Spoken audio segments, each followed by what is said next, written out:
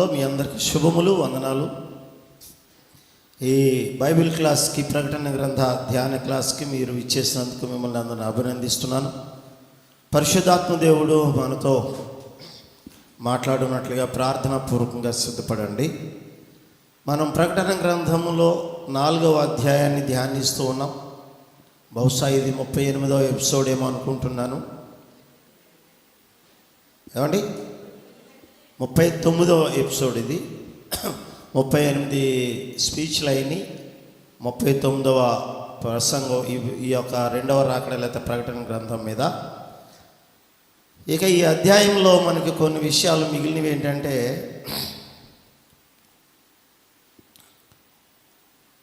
గొర్రెపిల్ల అనేటువంటి ఒక వ్యక్తి మనకి కనిపిస్తూ ఉంటాడు. ఆయన దేవుని సింహాసనం దగ్గర నిలవబడి, ఆయన చేతిలో ఒక గ్రంథం ఉంటే ఆ గ్రంథాన్ని తీసుకునే దమ్ము ఎవడుకుందని అక్కడ పలకటం జరుగుతుంది. అప్పుడు ఒక పెద్దల్లో ఒకడు వచ్చి ఆ గ్రంథాన్ని తీసుకుంటానికి, దాన్ని విప్పటానికి దావీదు చిగురైనటువంటి యోధగోత్రపు సింహము అనేటువంటి ఆయనకి ఒక అర్హత ఉన్నది, ఆయనే యోగ్యుడు అని 5వ అధ్యాయం 4-5 వచనాల్లో మనకి ప్రకటన గ్రంథం 4వ అధ్యాయం లేదా 5వ అధ్యాయం 4-5 వచనాల్లో మనకి ఆయనకి అర్హత ఉన్నది. గొర్రె పిల్లకి ఆ గ్రంథాన్ని విప్పే అర్హత ఉన్నదని, పరలోకంలో కానీ భూలోకంలో కానీ ఆయన తప్ప ఇంకెవరికి ఆ గ్రంథాన్ని విప్పే అర్హత లేదనే విషయం మనం అక్కడ చూడగలుగుతున్నాం. అసలు గొర్రెపిల్ల అనేటువంటి ఆ టాపిక్ ఏమిటి అనేటువంటి విషయాన్ని మనం ఆలోచిస్తే,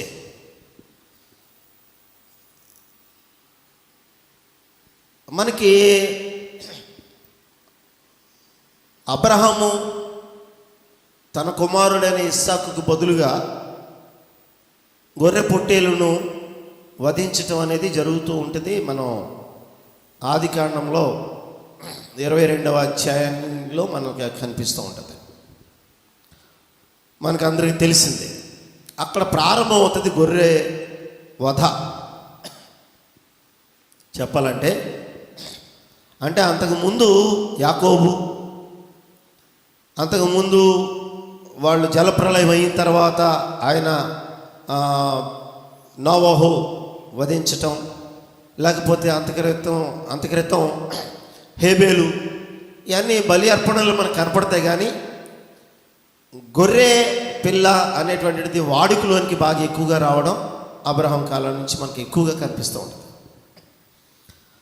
ఇంకా అవన్నీ ముందుగా ఉన్నవన్నీ కూడా అరకొరకగా అంత ఐడెంటిఫికేషన్ కరెక్ట్గా ఉండకుండా ఉంటాయి. హేబేలు శ్రేష్టమైన కొవ్వు పట్టిన మేక పిల్లల్లో తీసుకుని వచ్చాడట అని ఉంటుంది. గొర్రెల్లో, మేకల్లో కొన్ని వాటిని అని ఉంటుంది. ఆ తర్వాత జలప్రలయం అయిన తర్వాత నోవహు యెహోవాకి దహన బలిగా ఇచ్చినట్లుగా ఉంటుంది. యాకోబు కూడా తను కనాను దేశం వెళ్ళినప్పుడు అక్కడ కూడా దహన బలి అర్పించినట్లుగా ఉంటాయి. ఈ విధంగా గొర్రె పిల్లని అర్పించడం అసలు ఏంటి, ఎందుకు గొర్రె పిల్లని అర్పిస్తూ ఉన్నారు వీళ్ళందరూ? గొర్రె పిల్లని అర్పించటంలో అందరూ ఇదే కంటిన్యూ చేయటంలో వీళ్ళకి ఏమైనా కాన్సెప్ట్ ఉందా? ఏది భక్తులకి అలానే ఒకరికొకరు సంబంధాలు ఉన్నాయా? కాలాలు వేరు, వృత్తులు వేరు, అసలు ఒకరికొకరు మాట్లాడుకున్న ఉదంతాలే లేవు. కానీ గొర్రె పిల్లని వీళ్ళు దహన బలిగా అర్పించడం అనే ప్రక్రియ కొనసాగించమని వీళ్ళకి నేర్పినోడు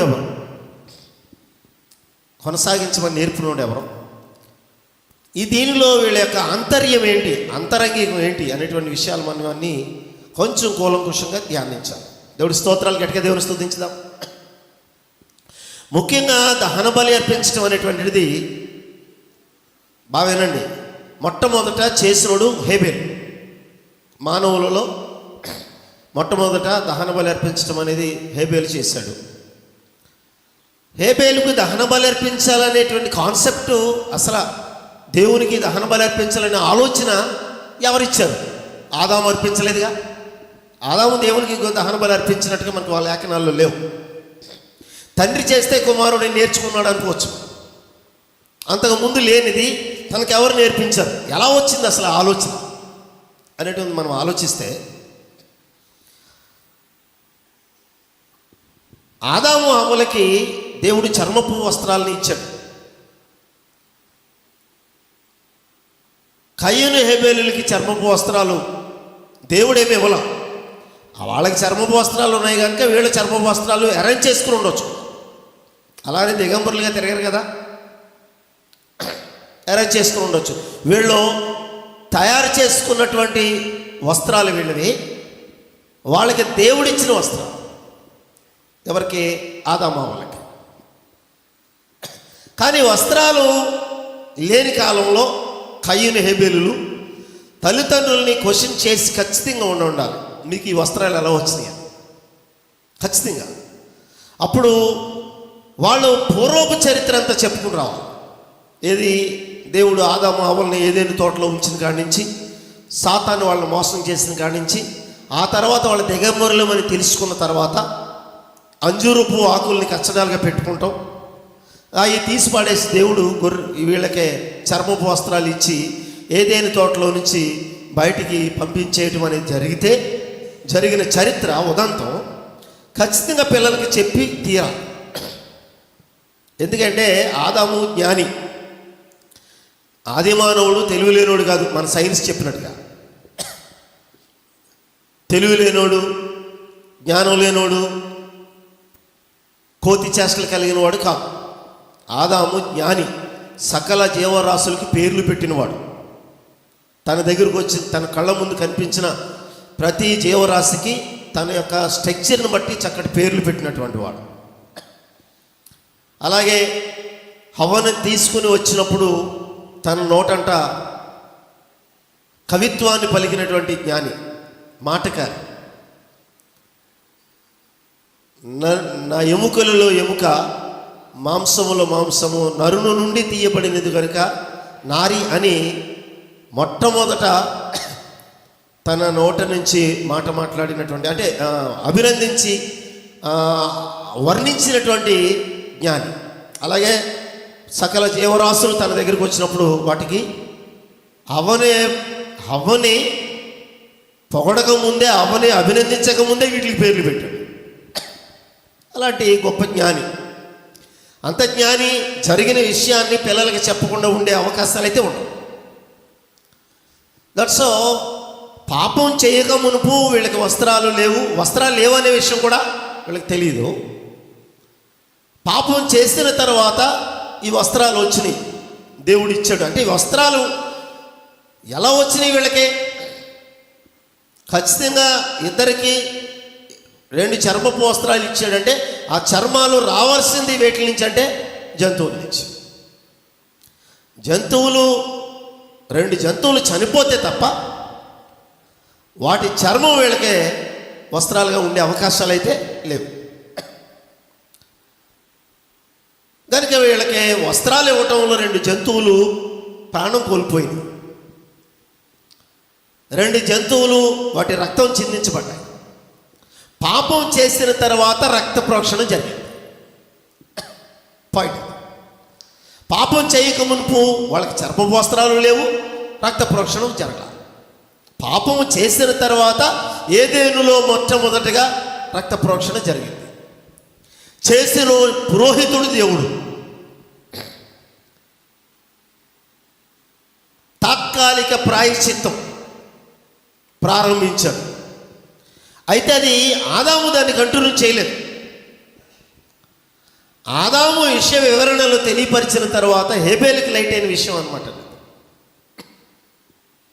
రక్త ప్రోక్షణమే పాప వినాశనం జరుగుద్ది అని. హేబేలు దేవుని ఆత్మచేత నడిపించబడినటువంటి వ్యక్తి. కయీను సాతాను చేత ప్రేరేపించబడిన వ్యక్తి.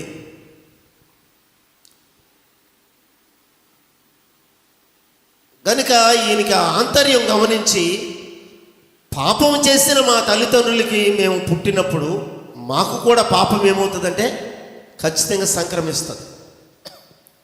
మరలా మేము దేవునితో అనుసంధానం అవ్వాలి, మేము దేవునితో మళ్ళీ సంబంధం కలుపుకోవాలంటే ముందు మా పాపాలని మేము ఒప్పుకొని ప్రాయశ్చిత్తం, తాత్కాలిక ప్రాయశ్చిత్తం చేయాలి. దేవుడే మనకి చేసి చూపించాడు అని ఒక ఆలోచన హేబేలుకు రావడం జరిగింది. అందుకే అర్పణలు అర్పించే విషయంలో, సెలక్షన్ విషయంలోనే మనకి ఇది బయటపడుతుంది. హేబేలు గొర్రెల కాపరి, కయ్యను వ్యవసాయకుడు. వ్యవసాయకుడు అయినంత మాత్రాన్ని గొర్రెలను తీసుకొచ్చి బలి అర్పించడానికి గొర్రెలు ఇవ్వని వ్యక్తి ఏం కాదు కదా తమ్ముడు. ఆస్తులు సెపరేట్గా పంచుకునేవి లేవు, అప్పటికి వాటాలు లేవుగా, అప్పటికి వాటాలు ఏమి లేవు కదా. నీ వాటా ఇది, నీ వాటా ఇది, నీది ఇది అనుకునేటువంటి పంపకాలు ఏమి లేవుగా. హేబేలు ఎందుకు రక్తాన్ని చిందించాడు? శ్రేష్టమైనటువంటి గొర్రెలను, మేకలను అర్పించాడు. కయ్యను ఎందుకు పంట పొలంలో కొంత తీసుకొచ్చి అన్నాడు బైబిల్లో. ఎందుకు పంట పొలాన్ని ఎన్నుకున్నాడంటే ఇద్దరి యొక్క ఆలోచనల్లో తేడా. ఒకడు నేను పాపిని అని గ్రహించి తన పాప ప్రాయశ్చిత్తం కోసం దేవుడు వేసిన మార్గమును తను అవలంబించాడు. ఒకడు అప్పటికే తను సాతాను ఆత్మచేత లేకపోతే లోక సంబంధిగా ఉన్నాడు కనుక అప్పటికే, ఎప్పటికీ దహన బలి అర్పించే టైంకే అతను వ్యక్తిత్వము, అతను యొక్క స్థితి బాగోలేదు అని బైబిల్లో రాయబడింది. దేవుడి స్తోత్రం. ఒకసారి చూద్దామా ఆదికాండంలో.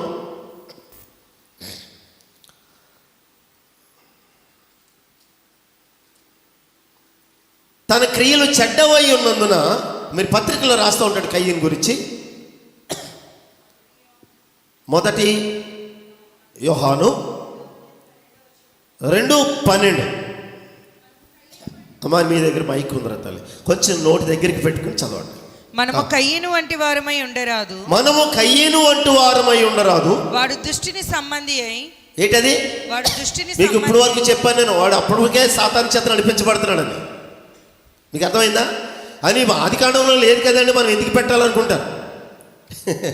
చాలామంది తెలుగు కలవాళ్ళు తెలుగు తక్కువ అనొచ్చు మన వాళ్ళు. ఒక విషయాన్ని మాట్లాడేటప్పుడు హోల్ బైబిల్ సారాంశాన్ని తీసుకోవాలి. నీ వాక్య సారాంశమే సత్యం అని 119వ కీర్తన 160వ వచనంలో రాసి ఉంటుంది. దేవుడు చెప్తున్నాడు అక్కడ కయ్యను కండిషన్ ఏంటనేది. అర్పణ అర్పించే మునిపే అతని యొక్క స్పిరిచువల్ కండిషన్ ఏంటి, అతని క్యారెక్టర్ ఏంటనే చెప్తున్నాడు. వాడు దుష్టుని సంబంధి అయి, వాడు దుష్టుని సంబంధి అయి తన సహోదరుని చంపెను. ఏమండి? తన సహోదరుని చంపెను. సహోదరిని చంపక ముందు ఎవరి సంబంధి? దుష్టుని సంబంధి. ఆటోమేటిక్ విషయం బయటపడిపోయింది. ఈ కండిషన్, అతని కండిషన్ ఎవరికి తెలుసు? అందుకే రాయించాడు బైబిల్లో. దేవుడికి అన్నీ తెలుసు, సర్వజ్ఞుడు కదా. తనను అప్పగించేవాడు వాడెవడో కూడా ఆయనకి తెలుసు క్లియర్గా. ప్రభువా నేనా అని అన్నప్పుడు సైలెంట్గా అన్నాడు, నువ్వు అన్నట్టే అని. గట్టిగా అంటే వాళ్ళు కొట్టేస్తారు. ఎవరితోనూ? ఇస్కరియోతు యూదాతో ఆ మాట అన్నారు ఆయన. సరే మనం గమనించినట్లయితే వాడు దుష్టుని సంబంధి, తన సహోదరుని చంపెను. వాడు అతనిని ఎందుకు చంపెను చూడండి, మళ్ళీ కారణాలు రాస్తున్నాడు. తన క్రియలు చెడ్డవియు. అది పాయింట్ ఏంటది? తన క్రియలు చెడ్డవియు. తన క్రియలు చెడ్డవియు. హేబేలును చంపక ముందే తన క్రియలేంటి? చెడ్డ క్రియలండి. దుష్టుని సంబంధి అని బైబిల్లో రాయబడి ఉంది, తన క్రియలు చెడ్డవని బైబిల్లో రాయబడి. తన సహోదరుని క్రియలు నీతి గలవియునై ఉండెను గనుకనే కదా. తన సహోదరుని క్రియలు నీతి గలవియు. అమ్మ మైక్ దగ్గర పెట్టుకోండి, క్లారిటీ రావాలి. తన సహోదరుని క్రియలు నీతి గలవియునై ఉండెను గనుకనే కదా. తన సహోదరుని క్రియలు నీతి క్రియలవై ఉన్నాయని అనిపించి నేను నీతిగా లేననే ఒక జలసి కలిగి వీడు సహోదరుని ఏం చేస్తాడంటే చంపేస్తాడు. దాంట్లో కూడా దేవుడు అతన్ని యాక్సెప్ట్ చేయటం, ఇతన్ని యాక్సెప్ట్ చేయకపోవటం అనేటువంటిది దానికాడ వీడికి తలతెక్కొచ్చింది.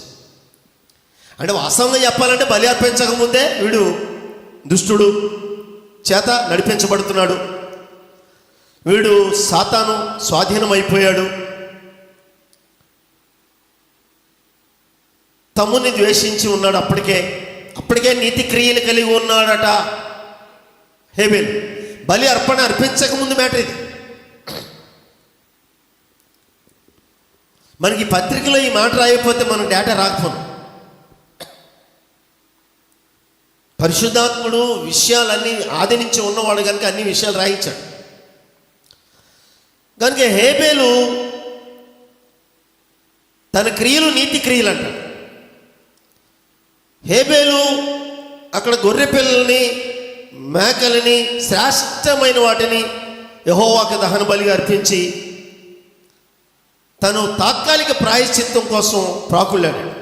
అంటే పాప ప్రాయశ్చిత్తం నీతిమంతులు అవుతే పరలోకం ఉంటుందనే విషయం అప్పటికే వాళ్ళకే ఒక ఆలోచనకు వచ్చేస్తున్నారు. కేవలం భూమి మీద నీతిమంతులుగా ఉండటం, కేవలం భూమి మీద పరిశుద్ధులుగా ఉండటం కొరకు వాళ్ళు భక్తి చేస్తారనుకుంటాం చాలా అజ్ఞానం. ఎందుకంటే ఆదాముకి క్రీస్తు రెండవ రాకడ జడ్జిమెంట్ వరకు ఉండే సబ్జెక్ట్ తెలుసని బైబిల్లో. క్రీస్తు రెండవ రాకడ మనం ఇప్పుడు ఎదురు చూస్తున్నాం కదా, నెక్స్ట్ ద లాస్ట్ జడ్జిమెంట్ వరకు కూడా ఆదాముకి సబ్జెక్ట్ తెలుసని యోధా పత్రిక 14లో రాస్తుంది. ఆదాము మొదలుకొని 7వ వాడైన హనోకు వరకు వీరిని గురించి ప్రవచించనని, వేవేల పరిశుద్ధుల పరివారంతో ఆయన వస్తాడని, ఏమంటే అందరిని ఒప్పించడానికి వస్తాడని, అవిధేయులైనటువంటి వారిని ఒప్పించడానికి వస్తాడని, తీర్పు తీర్చడానికి వస్తాడని క్లియర్గా ఉంది. యోధా పత్రిక 14:1-14 అంటే 1 అని ఎందుకని అంటే 1 అధ్యాయం కనుక.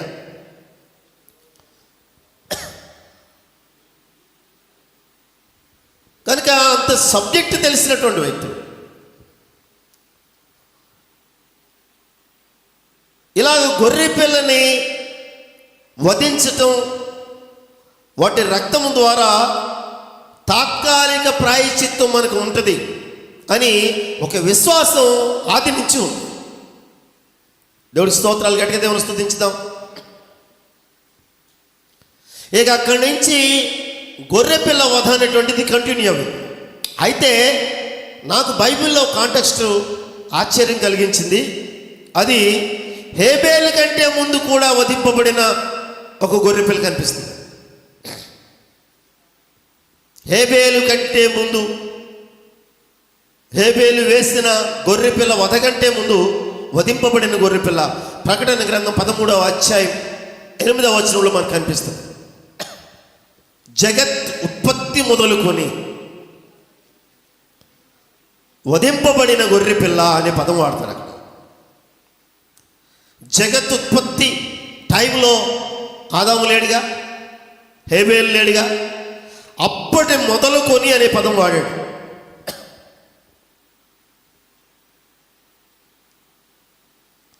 మరి అప్పుడు ఎందుకు వధింపబడ్డాడో గొర్రెపిల్ల మనకు తెలియదు. ఎవరు పాపం చేయబట్టి వధింపబడ్డాడో మనకు తెలియదు. చాలా లోపలికి వెళ్ళాలి. ఇప్పుడు పాపం చేసినప్పుడే రక్త ప్రోక్షణం జరిగింది, అది తాత్కాలిక ప్రాయశ్చిత్తం అని మనం అనుకుంటే కాన్సెప్ట్ ప్రకారం ఆదాము కంటే ముందు వధింపబడిన గొర్రెపిల్ల కనిపిస్తూ ఉన్నది. అప్పుడెవరు పాపం చేయబట్టి వధింపబడ్డాడు అనే దానికి క్వశ్చన్కి ఆన్సర్ మనకు దొరకవు. Something happen. దానికి కూడా మనం కొంచెం లోపలికి వెళ్తే ఒక ఎవిడెన్స్ ఏంటంటే, ఆదాము సృష్టికి ముందే ఒక సృష్టి జరిగింది. ఆ సృష్టి వినాశనమైంది. ఆ వినాశనమైన సృష్టిలో భూమిని మరలా పునరుద్ధరింపజేసి దాని మీద పునః సృష్టిని చేశాడంటానికి ఆది కాండంలో మంచి ఆధారాలు ఉన్నాయి. ఓకే, గట్టిగా దేవుని స్తుతించుదాం. దానికి బైబిల్లో ఒకే ఒక్క శక్తివంతమైనటువంటి వాక్య ఆధారం యెషయా 45:18. ఇంకా అంతకు మించి సంపూర్ణమైన డీటెయిల్స్ కలిగిన వచనం మనకు కనిపించదు. ఒక సృష్టి వినాశనమైందంటానికి. ఆకాశములకు సృష్టికర్త అయిన యెహోవాయే దేవుడు. ఆయన భూమిని కలగచేసి దానిని సిద్ధపరిచి స్థిరపరిచాడు. నిరాకారముగా ఉండునట్లు దానిని సృజింపలేదు. ఆ పదం అండర్లైన్ చేయండి. నిరాకారముగా ఉండునట్లు దాన్ని సృజింపలేదు. ఎలా సృజించాడట? నివాసయోగ్యముగా ఉండునట్లుగా సృజించను అని ఉంది. ఏమా? ఆదికాండం 1వ అధ్యాయం 1వ వచనంలో భూమి ఎలా ఉంది అంటే నిరాకారంగా సృష్టింపనప్పుడు, నిరాకారంగా అయిందంటే మధ్యలో ఏదో జరిగి ఉండాలిగా. That's so the first creation destroyed చేయబడింది, వినాశనానికి గురయ్యింది అని మనకు అర్థమవుతుంది. సృష్టి చేసినోడే దాన్ని వినాశనం చేయడు కదా, ఆయనకు ప్లాన్ మీద చేస్తాడు. ఆ తర్వాత దేవుడు పునః సృష్టి చేసినటువంటి క్రమమే ఆదికాండం 1వ అధ్యాయం. 1వ అధ్యాయానికి ముందు ఒక సృష్టి జరిగి వినాశనం అయిపోయింది. ఒకవేళ ఆ సృష్టిలో ఏమైనా జరిగి వధింపబడ్డాడేమో మనకు తెలియదు. చెవులు కూడా దేవుడు స్తుతించుదాం. హల్లెలూయా. అంతే కదా. ఎందుకంటే ప్రపంచాలు చాలా ఉన్నాయని బైబిల్ చెప్పింది. నాట్ ఓన్లీ ఎర్త్ కదండి, ప్రపంచములు అనే పదం వాడతాడు. హెబ్రీ 11:3 మాట్లాడుతాడన్నమాట. అవన్నీ సృష్టించింది దేవుని వాక్యమేనట. అలాగే కొలస్సీలకు రాసిన అంటే సృష్టింపబడినటువంటి సృష్టిలో, ఈ కొనసాగినటువంటి సృష్టిలో దేవుడు యేసుక్రీస్తు ద్వారానే సృష్టింపజేశాడు. యేసుక్రీస్తే తను సృష్టిని కలిగించాడు త్రియేక దేవునిలో. కానీ మిగిలినటువంటి ఇద్దరు కూడా ఆ సృష్టిని చేసినప్పుడు కుమారుని ద్వారా చేయించారే కానీ కుమారుని దగ్గరే ఉన్నారు అనేటువంటి విషయాలు మనకు చాలా క్లియర్గా ఉంటాయి.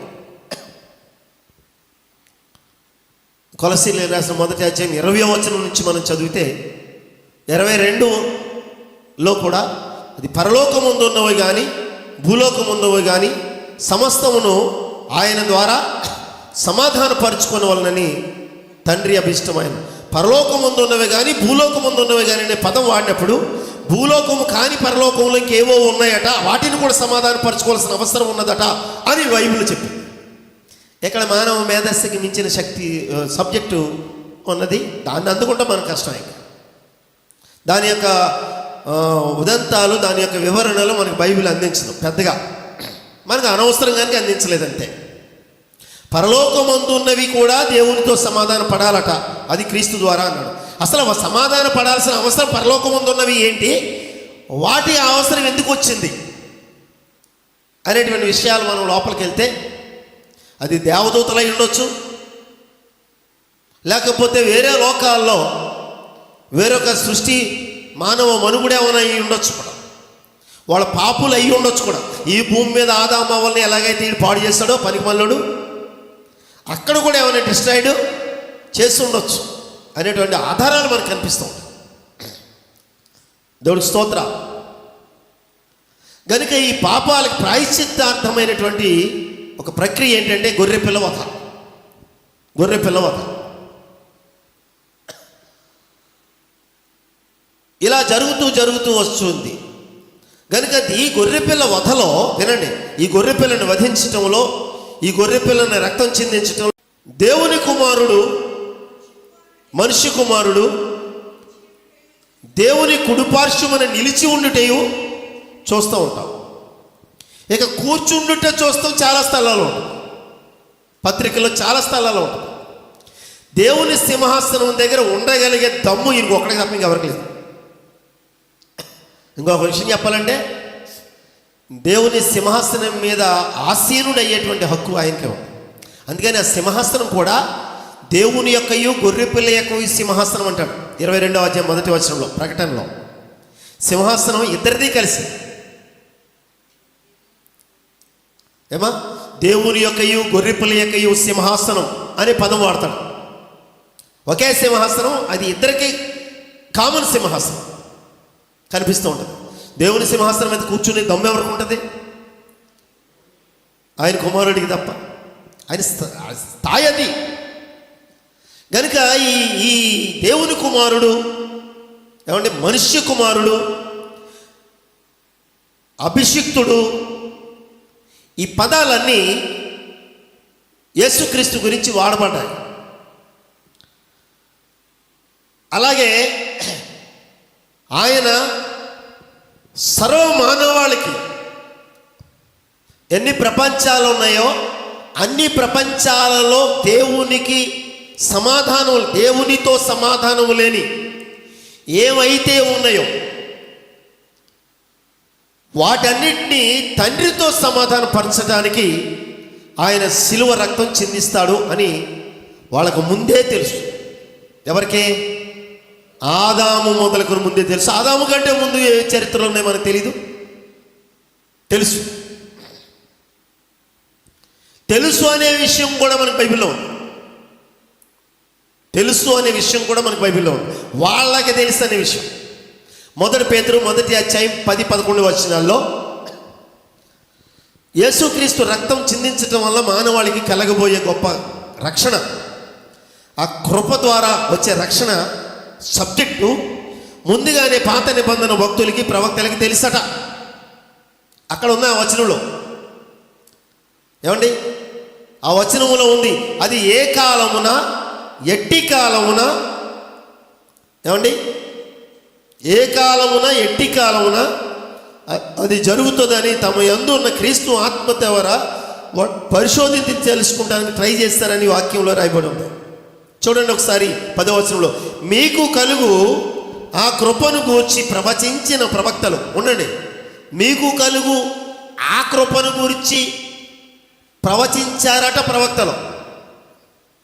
ఏమా, ఏ కృపది? ఏ కృప? క్రియల వలన నీతిమంతులు కాదు కానీ యేసు రక్తం వల్ల నీతిమంతులవే కృప. దేవుడి స్తోత్రం. అర్థం కాలేదా? మతపరమైనటువంటి క్రియలు, మతపరమైన ఆచారాలు చేయటం వల్ల నీతిమంతులు అవుతారు అనేది మతం యొక్క సారాంశం. ధర్మశాస్త్రం, ధర్మశాస్త్ర క్రియలు, వాటి ద్వారా నీతిమంతులు అని అనుకుంటారు వాళ్ళు. ఏ మతం వాళ్ళు ఆ మత ఆచారాలు చేసి మనం నీతిమంతులు, పరిశుద్ధులు అనుకుంటారు. ఆ ఆచారాలన్నీ చెయ్యాలి. అది క్రియలతో కూడిన నీతి వాళ్ళ ఉద్దేశం.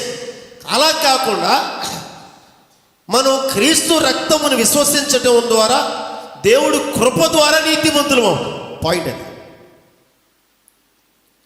మీరు అందుకనే పౌలు గలతీ పత్రికను రాస్తూ 5వ అధ్యాయంలో ధర్మశాస్త్ర క్రియల వాళ్ళని నీతిమంతుడాగా కోరుకోవాడు, క్రీస్తు నుంచి బొత్తిగా వేరై ఉన్నాడు అన్నాడు. అరే, ధర్మశాస్త్ర క్రియల వాళ్ళ నీతి అనేటువంటిది అనుకునేటువంటి ఒక ఉద్దేశం అంటూ ఉన్నదని చెప్పాడు అక్కడ. వాళ్ళ క్రీస్తుకు సంబంధం లేని నీతివంతులు అన్నాడు. మనం యేసుక్రీస్తు రక్తం వల్ల మనం నీతిమంతులు అవుతున్నాం. ఇది కృప ద్వారా నీతి. ఎంత ఈజీగా నీతిమంతులు అవుతారు భవిష్యత్తులో అని సంగతే పాత నిబంధన ప్రవక్తలకు ముందే బయలుపరిచాడు. అబ్బా, ముందు పుట్టేస్తామని అవసరంగా మనం ఎంత ఈజీయో, ఆ కృప కాలంలో పుట్టుంటే చాలా బాగుండును. ఈ గొర్రెలని, మేకల్ని అన్నిటిని వేయవలసి వస్తుంది, మనం ఎంతో నిష్టలు చేయవలసి వస్తుంది, ఎంట్లో ఆచారాలు చేయవలసి వస్తుంది, ఎంట్లో ఆచారాలు. అది కృప ద్వారా రక్షణట. గట్టిగా దేవుని స్తుతించుదాం. అట ఎప్పుడు జరుగుద్దబ్బా ఇది? దేవుని కుమారుడు ఈ భూమి మీదకి వచ్చి ఎప్పుడు వధింపబడతాడబ్బా, ఎప్పుడు చిందిస్తాడబ్బా, తద్వారా భూప్రజలందరికీ నీతి కలిగేటువంటి ఒక అద్భుతమైనటువంటి బలి జరుగుతుంది అనే విషయం వాళ్ళకి ముందే తెలుసు. దీన్ని పౌలు గారు మరొక స్థలంలో కూడా ప్రస్తావించాడు. రోమపత్రిక 5:18 ఆ మాటను ప్రస్తావించాడు. ఒకని అపరాధం వలన అందరూ పాపులు ఎలాగయ్యామో, ఒకని పుణ్యకార్యం వల్ల అందరూ నీతిదాయకమవుటకు సమాధానం కలగటానికి ఒక పుణ్యకార్యం కారణం అవుతుందంటాడు. అక్కడ ఆ మీనింగ్ అండి నేను చెప్పేది, వచనం యొక్క మీనింగ్. కనుక గొర్రెపిల్ల, దేవుని గొర్రెపిల్ల అనే సబ్జెక్టు ప్రవక్తలందరికీ తెలుసు. గట్టిగా దేవుని స్తుతించుదాం. ప్రవక్తలందరికీ తెలిసిందే ఆయన వస్తాడు, ఆయన మానవుల కొరకు బలి అవుతాడు, అది కూడా స్తంభం మీద బలి అవుతాడు అనే క్లారిటీ కూడా వాళ్ళకి తెలుసు. హల్లెలూయా.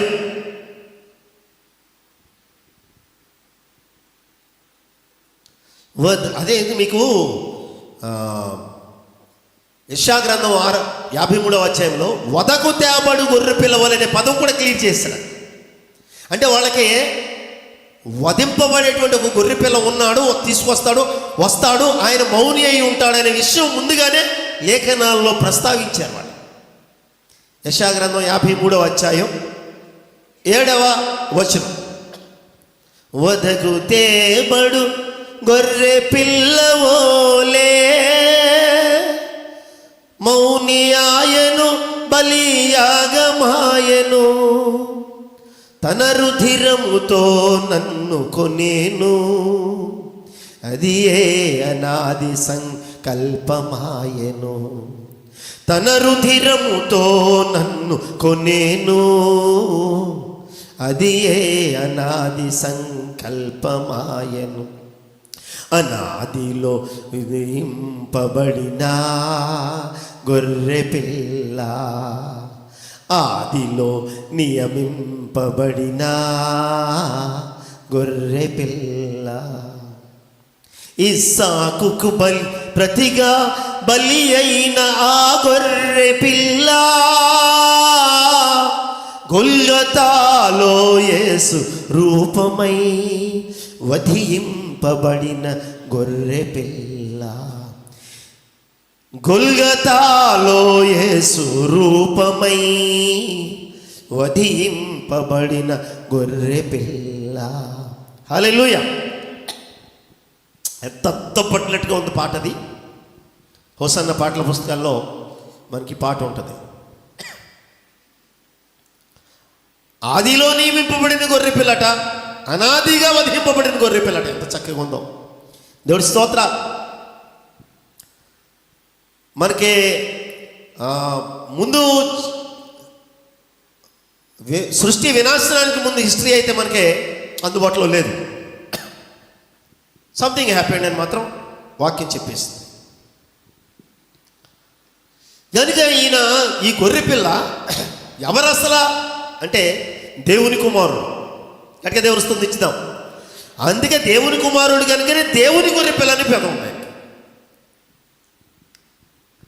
గొర్రెపిల్ల అనే నామం ఎందుకు ఏర్పడింది? గొర్రెపిల్ల సాధు జీవి, తనని పెద్దోళ్ళు అంటూ ఉండరు, గొర్రె కట్టుకొని నమ్ముతుంది అంటారు కదా. ఎవడు వేసేస్తాడో వాడే నమ్ముతాడు. అలాగే ఈ భూమి మీదకి వస్తే వీళ్ళు వేసేస్తారన్న సంగతి ముందు ఆయనకి తెలుసు, కానీ వీళ్ళని నమ్మే వచ్చాడు ఇక్కడ. ఎంత అద్భుతం! వీళ్ళని వేసేస్తారని, ఆయన వేసేస్తారన్న సంగతి ముందే తెలుసు. అది అనాది ప్రణాళిక. మీకు బైబిల్లో అంటే పత్రికల్లో ఎక్కువగా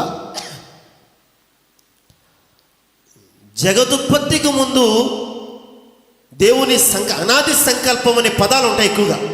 మీరు చూడండి, తన దయాపూర్వకమైన సంకల్పం అనే పదాలు వాడుతూ ఉంటాడు. ఎఫెసీ 1వ అధ్యాయం 6వ వచనంలో ఏమా అక్కడ ఏమంటాడంటే జగత్ పునాది వేయక మునిపే. ఆ పదం చాలా లోతైనది.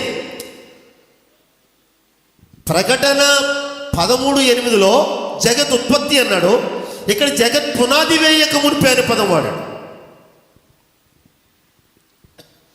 ఆయన మనల్ని క్రీస్తులో ఏర్పరచుకునే పదం ఉంటుంది. ఇది దేవుని దయా సంకల్పం అట. ఏం సంకల్పం అట? సంకల్పం అంటే అర్థం ఏంటంటే God's plan. It's God's plan. ఆ గాడ్స్ ప్లాన్లో దేవుని కుమారుడు లేదా మనుష్య కుమారుడు అని పిలవబడిన దేవుని దగ్గరే, దేవుని సింహాసనం మీద కూర్చున్నటువంటి ఆయన భూమి మీదకి వచ్చి వధింపబడతాడు. అప్పుడు ఆయనకి గొర్రె పిల్ల అనేటువంటి ఆ స్వభావాన్ని బట్టి, వధింపబడేదాన్ని బట్టి ఆ నామకరణం ఉంటుంది. ఇది ప్రవక్తలందరికీ విదితమే, తెలిసిందే. అందుకే ప్రవక్తలందరూ ఎవరి కొరకైతే ఎదురు చూసారో, ఎవరి కొరకైతే రాస్తారో, వినండి జాగ్రత్తగా, ఆయనే ఈయన అని ప్రజెంట్ చేశాడు ఒక ఆయన, యేసుని. బాప్తిస్మ ఇచ్చి యోహాను, అది పాయింట్. బాప్తిస్మ ఇచ్చి యోహాను లోక పాపములను మోసుకుపోవు దేవుని గొర్రెపిల్ల అనే పదం ఎందుకు వాడాడు అంటే, దేవుని గొర్రెపిల్ల అనే పదం యూదులకి వాళ్ళ యొక్క టెక్స్ట్లో రాయబడి ఉండకపోతే దాన్ని ఎలా ప్రజెంట్ చేస్తాడు ఇతను?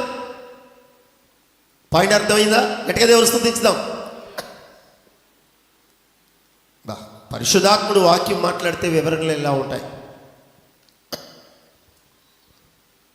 అంటే, వాళ్ళ శాస్త్రాల్లో వాళ్ళ ప్రవక్తలు చెప్పిన మాటలో వాళ్ళకి నమ్మకం ఉంది, వాళ్ళకి విశ్వాసం ఉంది. ఒక ఆయన వస్తాడు, దేవుని కుమారుడు, ఆయన వధింపబడతాడు. లోక పాపాలన్నింటినీ ఆయన మీద వేసుకుని వధింపబడతాడు. ఆయన చేసే ఆ బలి అర్పణ ద్వారా మానవులకి శాశ్వత పాప ప్రాయశ్చిత్తం జరుగుతుంది. మళ్ళీ ఒకసారి చెప్పండి మాట గట్టిగా. శాశ్వత అంటే తాత్కాలిక ప్రాయశ్చిత్తాలు ఉన్నాయనే కదా అర్థం.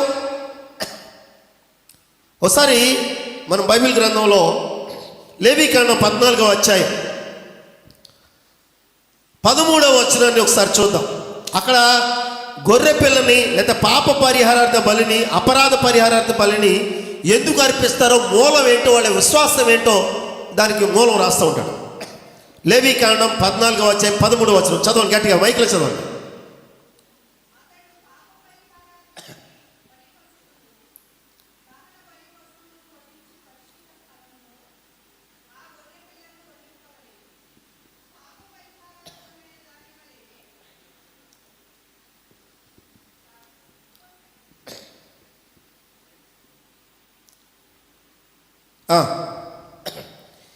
ఏమిటంటే ఇది పాప పరిహారార్థ బలి, అపరాధ పరిహారార్థ బలి. అపరాధాలు చేసినప్పుడు, పాపములు చేసినప్పుడు పరిహారానికి బలి. అతడు పాప పరిహారార్థ బలి పశువును, దహన బలి పశువును వధించు పరిశుద్ధ స్థలములో ఆ గొర్రె పిల్లను వధింపవలెను. పాప పరిహారార్థమైన దాని వలె అపరాధ పరిహారార్థమైనదియు యాజకుని దగును, అది అతి పరిశుద్ధము. చాలు. ఇంతగా బలి దేనికంటే పాప పరిహారార్థ బలి. మళ్ళీ ఒకసారి చెప్పండి. నెక్స్ట్ అపరాధ పరిహారార్థ బలి. రెండు విషయాలు రాసుకొచ్చాడు. బలి ఎందుకు అవసరం? అసలు బలి అని ఎందుకన్నారు? దాన్ని బలి అని ఎందుకన్నారు? బలి అనే పదం ఆ 2 అక్షరాలు ఎక్కడ వాడతారు? ఎక్కడో ఎవరో అపరాధం చేశారు, శిక్ష వేరే వాడు భరిస్తున్నాడు. అప్పుడు వీడు అనవసరంగా వాడు చేసిన దానికి వీడు బలి అయిపోయాడు అనే పదం అక్కడ వాడతారు. బలి అంటే అది అర్థం.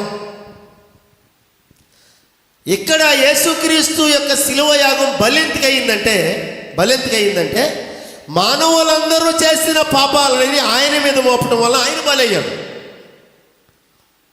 అందుకని యేసుక్రీస్తు యొక్క శిలువ యాగం ఏమంటారంటే బలియాగం అంటారు. గట్టిగా దేవుని స్తుతించుదాం. ఈ పదాలు క్రొత్త నిబంధనలో పత్రికలో చాలా స్థలాల్లో వాడబడ్డాయి. హల్లెలూయా. తన్ను తాను అపరాధ పరిహారార్థ బలిగా అర్పించుకొనెను అంటుంది బైబిల్లో. అర్పించుకొనెను తనకు తానుగా. 1 యోహాను 4:10 దేవుడు తన కుమారుని ఎందుకు పంపించాడనే విషయాన్ని అక్కడ రాస్తూ ఉంటాడు. మన పాపములకు ప్రాయశ్చిత్తమై ఉండుటకు. పదం చూడండి. మన పాపములకు ప్రాయశ్చిత్తమై ఉండుటకు తన కుమారుని పంపెను. ఇందులో ప్రేమ ఉన్నది. దేవుడి స్తోత్ర. ఇక్కడ కాన్సెప్ట్ ఏంటంటే మన పాపములకు ప్రాయశ్చిత్తం అవ్వడానికి దేవుడు కుమారుని పంపించాడు. పాత నిబంధనలో ఉన్న గొర్రెపిల్ల యొక్క వధ మూలం అదే కదా.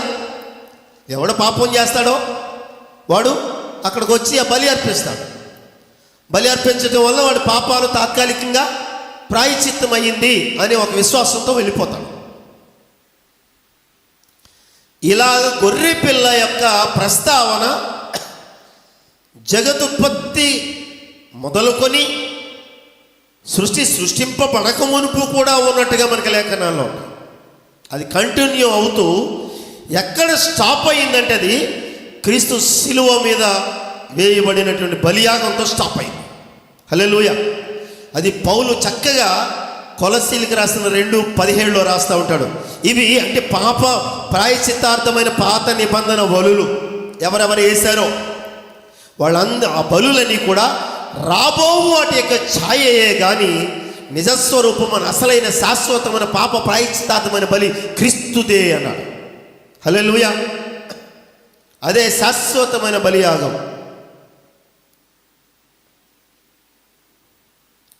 రక్త ప్రోక్షణం. ఎందుకు క్రీస్తుది శాశ్వతం అంటే గొర్రెల యొక్కయు మేకల యొక్క రక్తం పవిత్రమైనది కాదు. ఎంత వాటిని ప్రత్యేకంగా పెంచినా అవి పవిత్రం కాదు. మీకు అర్థం అవుతుందన్న మాటలో. ఎందుకు పవిత్రం కాదు? ఇదే చాలా ఇంపార్టెంట్. మీరు ఎప్పుడైనా విన్నారో లేదో నాకు తెలియదు, కానీ నాకు పరిశుద్ధాత్ముడు లైట్ పరిచిన విషయం చెప్తున్నాను. భూమి మీద ఉన్న ఏ జీవరాశి కూడా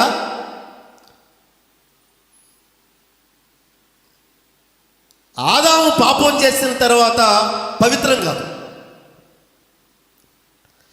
భూమి శపింపబడి ఉన్నది అన్నాడు బైబిల్లో. భూమి శపింపబడింది ఎప్పుడంటే ఆదాము పాపం చేసినప్పుడు. చూడండి మరి ఈ జంతువులు పక్షులు దేని నుంచి పుట్టుకొస్తున్నాయి? మీరు ఎవరు మాట్లాడట్లా. దేని నుంచి పుట్టుకొస్తున్నాయి? అంతేనా? శపింపబడిన భూమి నుంచేనా? మీరు ఎవరు మాట్లాడట్లేదేటారా? భూమి నీలోంచి జంతువులను సమస్తమైన జంతువులను పాకడి పురుగులను పుట్టించుగా కానీ పలుకగా ప్రకారమాయను, వృక్షములను పుట్టించుగా కానీ ఆ ప్రకారమాయను. అంతే కదా. ఈ అన్ని వృక్షాలు జంతువులు అన్నీ కూడా ఆదాము పాపం చేయకమునిపే ఉన్నాయి. కానీ భూమి శపింపబడినప్పుడు ఇవి కూడా దేనికి గురైనవి అంటే అది పాయింట్. దట్స్ చప్పలు కూడా దేవుని స్తుతించుదాం. దట్స్ ఏ జీవరాశి రక్తం కూడా మానవులకి పాప ప్రాయశ్చిత్తాన్ని చాలు. శపింపబడిన రక్తము గనుక మూలానికి వెళ్ళాను. గట్టిగా దేవుని స్తుతించుదాం. ఎంతమందికి లైట్ అయింది ఈ మాట? ఎంతమందికి లైట్ అయింది ఈ మాట? Very good. మరొకసారి ఎక్స్ప్లెయిన్ చేస్తున్నాను. దేవుడు ఆదాము పాపం చేయక మునుపు అన్ని పవిత్రాలే, అన్ని పవిత్రమే, అన్ని పరిశుద్ధమే. కానీ ఆదాము పాపం చేసినప్పుడు చేసే సమయానికే జీవరాశులు ఉన్నాయి కదా. జంతువులు ఉన్నాయిగా, పక్షులు ఉన్నాయిగా, పాకెడి పురుగులు ఉన్నాయిగా, వృక్షాలు ఉన్నాయిగా, అన్నీ ఉన్నాయి. భూమి మీద అనేకమైనటువంటి ప్రాణులు ఉన్నాయి. దేవుడు ఆదాము పాపం చేసినప్పుడు భూమిని అవత్తు ఏం చేశాడట? శాపమునకు లోనైనప్పుడు. దట్స్ భూమి మీద ఉన్న జీవరాశులు వృక్షాలు అన్నిటికి కూడా ఏమొచ్చిందంటే ఆ శాప విమోచన కొరకు సృష్టి కూడా మిగుల ఆశతో అపేక్షించుచున్నది ఈ శాప విమోచన కొరకు. చప్పలు కూడా దేవుని స్తుతించుదాం. Not only human being, that's జీవరాశుల రక్తం కూడా మానవ పాప ప్రాయశ్చిత్తానికి చాలదు. గట్టిగా దేవుని స్తుతించుదాం.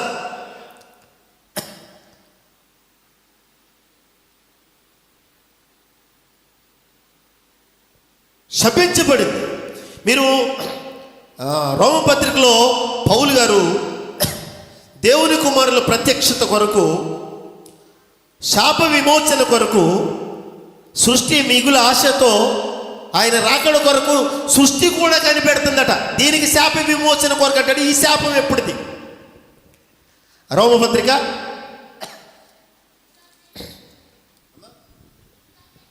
8వ అధ్యాయం 19వ వచనం. కొంచెం మైకిల్ గట్టిగా చదవండి తల్లి. దేవుని కుమారుల ప్రత్యక్షత కొరకు సృష్టి మిగుల ఆశతో తేరి చూచుచు కనిపెట్టుచున్నది. ఏలయనగా సృష్టి 20వ వచనం. సృష్టి ఆకాశమునకు లోనై, సృష్టి నాశనమునకు లోనయ్యి దాస్యములో నుండి విడిపింపబడి దేవుని పిల్లలు పొందబోవు మహిమ గల స్వాతంత్ర్యము పొందుతులను ఏమండోయ్, దానికి కూడా స్వాతంత్ర్యం కావాలట. ఈ మాట అర్థం చేసుకోవాలంటే ఆదికాండంలో మ్యాటర్ అర్థం అవ్వాలి. ఇది కనెక్టెడ్ అక్కడికే. శాపమునికి లోనయ్యి అన్నాడు కదా. ఎప్పుడు లోనైంది శాపానికి? భూమి ఎప్పుడు శాపానికి లోనైంది చెప్పాలి మీరు నాకు.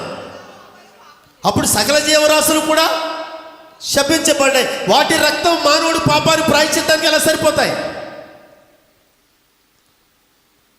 ఎంత ప్రత్యేకంగా గొర్రెల్ని, మేకల్ని ఆడ మగ కలవకుండా పెంచిన కాపర్లు, వాటి రక్తం శపించబడింది. అందుకని హెబ్రీ పత్రికలో ఐ థింక్ 9వ అధ్యాయం 10వ అధ్యాయంలో గొర్రెల యొక్కయు మేకల యొక్క రక్తము మానవుల పాపములు తీసివేయట అసాధ్యం అంటాడు. 9వ అధ్యాయం 12వ వచనంలో. మరి పాపాన్ని తీసివేయటం అసాధ్యమైనప్పుడు ఏమండి బలిని ఎందుకు వేయడు? తాత్కాలిక ప్రాయశ్చిత్తం. మనిషికి ఆ జీవి చనిపోవటం వల్ల తనకు బదులుగా కనీసం ఆ వ్యక్తికి ఏం కలగ అవకాశం ఉంది? పశ్చాత్తాపం. అర్రెర్రే, ఒక జీవి అనవసరంగా నా గురించి ప్రాణం కోల్పోతుంది, ఎంత విలవలలాడింది, ఎంత గట్టిగా అది పాపం విలవలలాడిందని ఒక బాధని కలుగుతుందని కలిగే అవకాశం ఉందంటారా? ఉంది. గౌతమ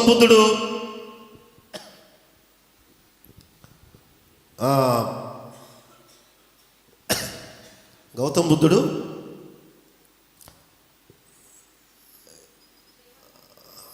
జీవహింస చేయరాదని ఒక సూక్తిని తీసుకొచ్చాడు. ఎందుకని?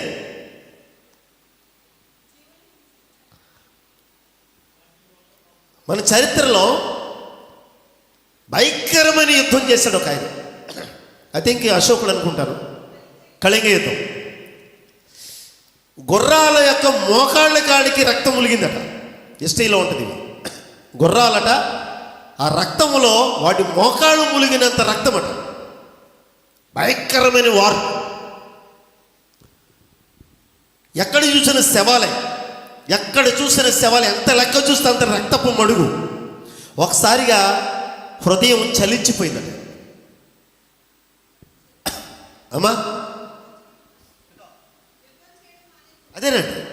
అంటే రక్తాన్ని చూసినప్పుడు, జీవహింస జరగటం చూసినప్పుడు దేనికోసం ఇంతమందిని చంపాలి? ఎందుకు ఇంతమందిని మారణ హోమాలు చేయాలి? కేవలం అధికారం కోసమే కదా. కేవలం కుర్చీలో కూర్చుని నేను రాజును అనిపించుకుంటాకే కదా. నాకు ఇంకెవడు ఎదురు లేడు అనిపించుకుంటారుగే కదా. దానికి ఇన్ని ప్రాణాలని తీసేయాలా? దేనికి అధికారం? ఎంతవరకు ఇది ఉపయోగం అని ఆయనకు అనిపించి ఆ రోజు నుంచి ఆయన కత్తి వదిలేశాడు. యుద్ధం చేయటం మానేసి తను బౌద్ధిజం వైపు మళ్ళటానికి కారణం అదే. కళింగ యుద్ధం. జీవహింస చేయకూడదు. అప్పుడే అసలు ప్రపంచవ్యాప్తంగా బౌద్ధిజం స్ప్రెడ్ చేసినోడు అశోకుడు స్తూపాలు కూడా ఈ రోజున విదేశాల్లో ఉన్నాయి. విదేశాలను పరిపాలించాడు ఆయన. ఇంతకీ విషయం అది. మన ఇండియన్ ఒక రాజు విదేశాలను కూడా పరిపాలించాడు. ఇది చాలా చరిత్ర. అవన్నీ కనుమరుగు చేసి పడేస్తున్నారు, కనుమరుగు చేసేస్తున్నారు. ఎందుకంటే అశోకుడి హిస్టరీ బయటకు వచ్చిందంటే బుద్ధిజం టాప్ అవుతుంది, ఇంకొక ఇజం డౌన్ అవుతుంది. అది ఒక రకమైన కుట్రది, ఒక రకమైన కుట్ర. అందుకని ఇండియాలో పుట్టి బుద్ధిజం విదేశాల్లో క్లిక్ అయింది. అర్థమైందండి? టిబెట్, చైనా ఇవన్నీ కూడా బుద్ధిజమే. నేపాల్ ఎందుకు ఇండియాలో లేదు? ఎందుకు ఇక్కడ కాలరాచిపోయింది? ఇక్కడ పుట్టి చాలా చాలా విషయాలు ఉన్నాయి దీనికి. ఇప్పుడు మనం మీడియా పరంగా మాట్లాడుకునే టైం కాదు ఇది. అసలు కాన్సెప్ట్ అది కాదు మనకి. అంటే ఇక్కడ విషయం ఏంటంటే, రక్తాన్ని చూసినప్పుడు, కొన్ని ప్రాణాలు కోల్పోయినప్పుడు వ్యక్తికి ఏం కలిగే అవకాశం ఉందంటే పశ్చాత్తాపం కలిగే అవకాశం ఉంది.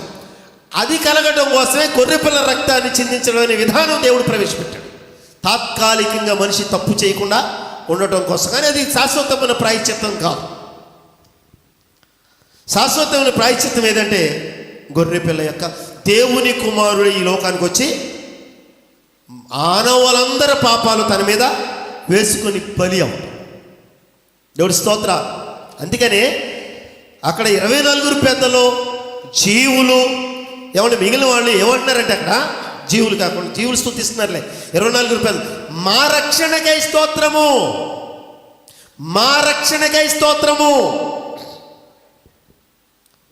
కృపా సత్య సంపూర్ణుడ స్తోత్రం, కృపతో రక్షించితివే స్తోత్రం, నీ రక్తమిచ్చి విమోచించినవే మా రక్షణకర్త స్తోత్రం. కదా దేవుడి స్తోత్ర. ప్రకటన గ్రంథం 7వ అధ్యాయం 10వ వచనం, 7వ అధ్యాయం 10వ వచనంలో మా రక్షణకై స్తోత్రం. నువ్వు రక్తం పెట్టి కొన్నావు భూప్రజలని. ఎంత గొప్ప త్యాగం చేస్తావే ఆ సెలువు మీద. ఈ గొప్ప రక్షణనిచ్చి ఈ పరలోక రాజ్యములో నీ సింహాసనం చుట్టూ ఖర్జూరపు మంటలు పట్టుకుని ఆరాధించే భాగ్యము మాకు ఇచ్చిన గొర్రెపిల్ల నీకు స్తోత్రం. హల్లెలూయా. గొర్రెపిల్ల దేవుని కుమారుడు నరుడిగా వచ్చి భగవంతుని కుమారుడు. ఆయన రక్తం చిందించడం వల్ల పాపాలకి ప్రాయశ్చిత్తం, శాశ్వతమైన ప్రాయశ్చిత్తం జరుగుద్ది. ఆయన ద్వారానే మోక్షం ప్రధాన మోక్షం మనిషి ప్రాప్తిస్తుంది. మోక్ష ప్రదాత కుమారుడే. కుత్సితాన్ మారయతి అపుత్రస్య. దైవ కుమారుడు లేకుండా గతిర్నాస్తి, దైవ కుమారుడు లేకుండా గతిర్నాస్తి. అందుకే ఆయన బ్రహ్మపుత్రుడు అని ఉంటాడు. బ్రహ్మపుత్రాయ నమః అంటే అర్థం అదే. ఆయన ఆరాధించాల్సిన అవసరం ఎందుకు వచ్చింది? ఆయనే మనకి మోక్ష ప్రదాత. దేవుడి స్తోత్ర.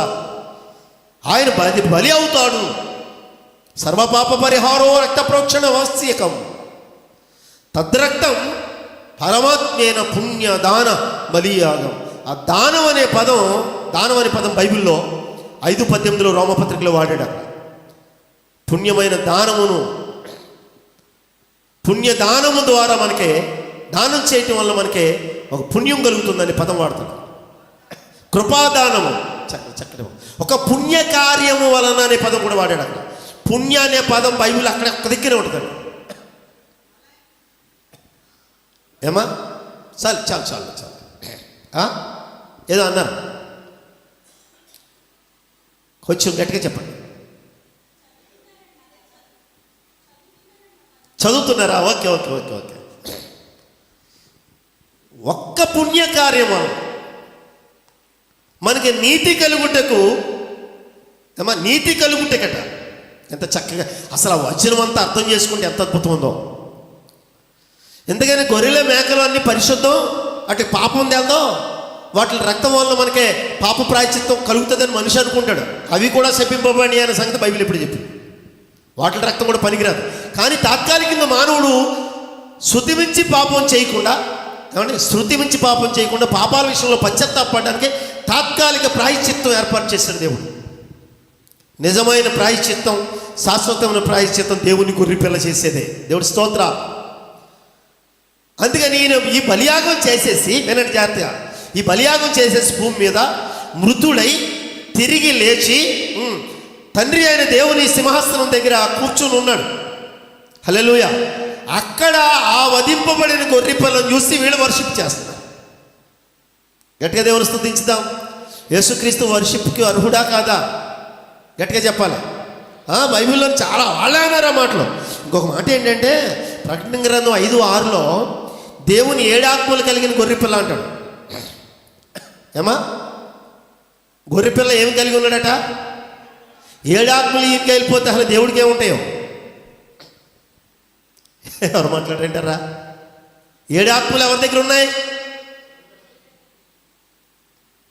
ఇంకా దేవుడికి ఏముంటాయో? అంటే యేసుక్రీస్తు ఉంటేనే ఈ 7 ఆత్మలు ముగ్గురులో కూడా యాక్టివేట్ అవుతాయి. దేవుడి స్తోత్ర. ఆత్మలు కూడా దేవుని 7 ఆత్మలు అంట. అంతే తప్ప పరిశుద్ధాత్మలకు అంటే క్షమించండి, వేరే వేరే ఆత్మలు కాదవి. ఆత్మ కూడా దేవుని 7 ఆత్మ. దేవుని స్తోత్ర. తర్వాత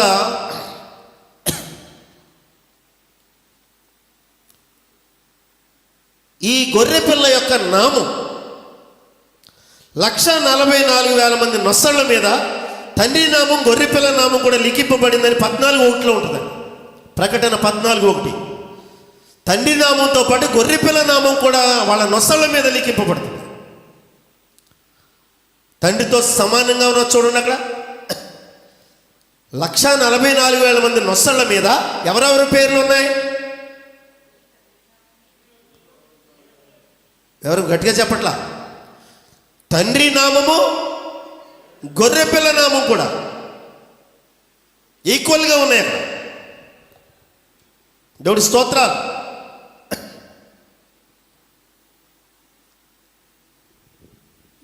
అలాగే దేవుని కొరకు గొర్రెపిల్ల తన రక్తం ఇచ్చి భూప్రజలను కొన్నాడట. 14:4 ఉంటుందన్నమాట. ప్రకటన 14:4. దేవుని కొరకు, గొర్రెపిల్ల కొరకు కొనబడిన వారు కనపడుతున్నారు అక్కడ 14:4. కొనబడిన వారు. మరోసారి చెప్పండి మాట. ఏం పెట్టి కొన్నారు? ఎవరు కొన్నారు? ఎవరిని కొన్నారు? యేసుక్రీస్తు తన స్వరక్తం పెట్టుకున్నాడు. హల్లెలూయా. ఏ రక్తం అది? అమూల్యమైన రక్తం. అమూల్యమైనగా అనగా అర్థం ఏంటి? పరిశుద్ధమును, నిష్కళంకమును, నిర్దోషమునైనటువంటి గొర్రెపిల్ల రక్తం. హల్లెలూయా. చెప్పాలంటే 3 రెఫరెన్స్లు ఉంటాయి. 1 పేతురు 1:19లో రాయబడి ఉంటుంది. ఆ అమూల్యమైన రక్తం, ఆ గుణ లక్షణాలు ప్రపంచంలో ఏ రక్తానికి ఉండవు. వేటి రక్తానికి కూడా ఉండవు.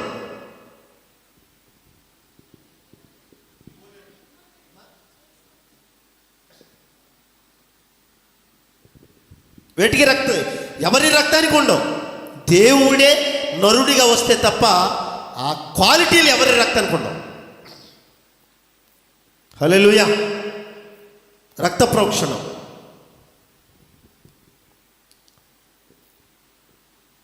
చాలామంది రక్త ప్రోక్షణం సమస్య మా మతంలో లేదంటూ ఉంటారు. ఆది నుంచి లేదా, ఇప్పుడు లేదా? లేకపోతే ఈరోజు కూడా గొర్రెల్ని, మేకల్ని ఎందుకు వధించుకుని అక్కడే భోజనాలు చేసి వస్తున్నారో? వాటిని వధించాల్సిన అవసరం ఏంటి అక్కడ? దాని కాన్సెప్ట్ ఏంటి?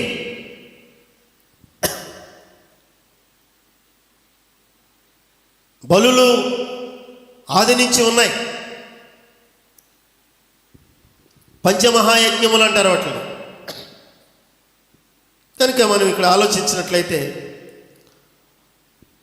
ప్రకటన గ్రంథం 5:13లో ప్రతి సృష్టము, పరలోకంలో ఉన్నవి కానీ, భూలోకంలో ఉన్నవి, భూమి క్రింద ఉన్నవి కానీ గొర్రె పిల్లకి స్తోత్రం చెప్తున్నట్టుగా మనకు కనపడుతూ ఉంటుంది.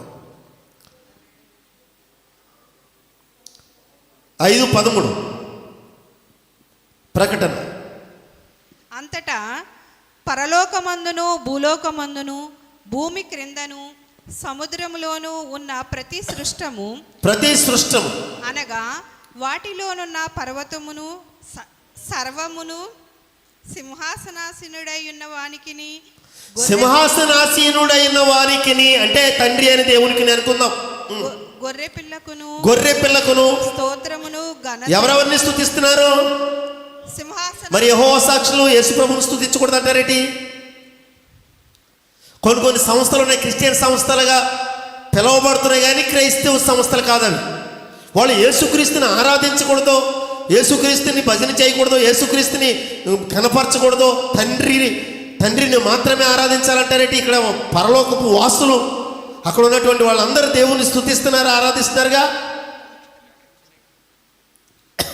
ఏమండి, పరలోకముందున్నవి భూలోకముందును భూమి క్రింద ఉన్నటువంటి వాళ్ళందరూ కూడా ప్రతి సృష్టము దేవునికిని గొర్రె పిల్లకును స్తోత్రము చెప్తున్నారు. 13లో స్తోత్రమును ఘనతయు మహిమయు ప్రభావమును యుగ యుగములు కలుగునుగాకని చెప్పుట వింటిని. ఏమంటే తండ్రికి సెపరేట్, కుమారుడికి సెపరేట్ ఏమన్నా కొంచెం ఎక్కువ తక్కువలు ఏమన్నా చేశారా? సమానంగా ఇచ్చారా? మరే అంటే యేసు ప్రభుని ఆరాధన చేయకూడదా? బైబిల్ చెప్పింది అలాగా, నువ్వు చెప్తున్నావా? ఎవరైనా ఇలాంటి డాక్టరీస్ చెప్తే మనం ఖచ్చితంగా వాటిని ఎదిరించాలి. బైబిల్ చెప్పింది మనకు వేదం. ఎవడో సంస్థలో బతుకుతూ ఆ సంస్థకు అమ్ముడుపడి సంస్థ ఇచ్చేటువంటి గడ్డికి ఆశపడి బైబిల్ విరుద్ధమైన బోధనలు బోధిస్తే వాక్యానుసారంగా నడిచేవాళ్ళు వాటిని యాక్సెప్ట్ చేయకూడదు. దేవుడి స్తోత్రం. అందుకని మనం ఏ చెత్త సంస్థలో జాయిన్ అవ్వలేదు. ఎందుకంటే వాడు ఇచ్చే గడ్డికి వాడు చెప్పమన్న మాటలు చెప్పాలి. అది రాంగ్ డాక్టర్ అయి ఉండొచ్చు, మంచిది అయ్యి ఉండొచ్చు, చెప్పలేదు. ఇలా ఇండివిజువల్గా ఉంటే ఉన్నట్టుగా బోధించవచ్చు. దేవుడి స్తోత్ర. ఎవ్వరికి భయపడక్కలేదు. ఈ జీతం ఆపేస్తాడేమో భయం లేదు. ఈ నెల నుంచి ఈ జీతం ఆపేస్తాడేమో, అయ్యగారికి నమస్కారం పెట్టకపోతే, అయ్యగారికి ఓటు వేయకపోతే ఏమంటే మనల్ని తొక్కేస్తారేమో అన్న భయం లేదు.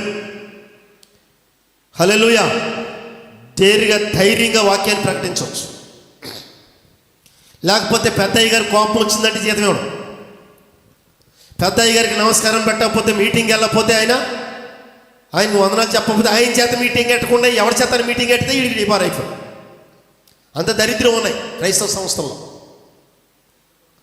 ఆ సంస్థలో ఉన్నాయి కేకేయాలి. ఎంత పనికి వాళ్ళుడైనా ఆడే రావు. బయట ఉండి కేకేస్తే మన వాడు పనికి రావట్లేదు అంటే బయట నుంచి కేకేస్తారంటాడు ఈ పనికి మళ్ళుడు. పొట్టగొత్తే అక్షరం మొక్కూడదు. గట్టిగా అరుపులు కేకలు, పెద్ద కేకలు తప్ప. ఇది ఇప్పుడు ట్రెండ్ ఏంటి చెప్పమంటారా? గట్టిగా అరిసినోడల్లా పెద్ద పాస్టర్ అండి. గట్టిగా అరిసేది దాంట్లో సబ్జెక్ట్ ఎక్కలేదండి. దేవుడేమన్నాడంటే అనేలన్నమాట. గట్టిగా భీకరం అంటే ఇంక జనాలు చెవులు మూసేసుకోవడం.